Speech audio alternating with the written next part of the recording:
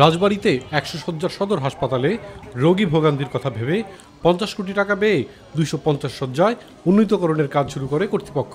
২০২১ সালের জুনে নতুন ভবন নির্মাণ শেষ করার কথা থাকলেও পরপর ৩বার সময় বাড়িয়ে চলতি বছরের জুন মাস পর্যন্ত এসে গড়ায়। নির্ধারিত সময় পেরিয়ে গেলেও নির্মাণ কাজ এখনও অসম্পূর্ণ। উল্টো দিকে অতিরিক্ত রোগীর চাপে ১০০ বেডের হাসপাতালে ব্যাহত হচ্ছে চিকিৎসা সেবা। চরম ভোগান্তি ও দুর্ভোগে পড়ছেন হাসপাতালে আসা রোগী ও স্বজনরা।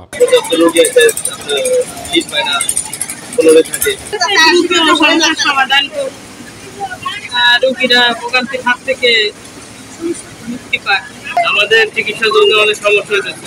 ধরেন এই ভবনটা যদি হয়তো তাহলে আমাদের এই ফরিদপুর নেওয়া লাগতো না ২৫০ বেডে, ঠিক আছে? আমাদের জন্য অনেক ক্ষতি হয়েছে।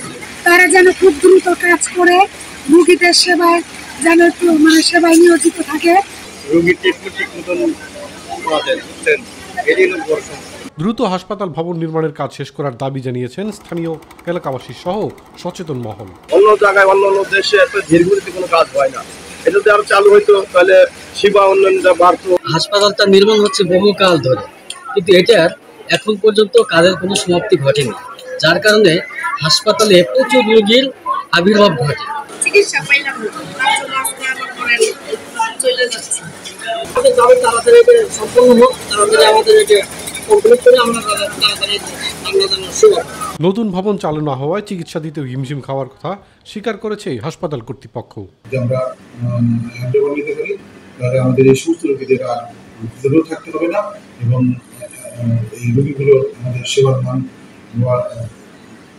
কোয়ালিটি অফ সার্ভিস যেটা বলে আমরা সুন্দর।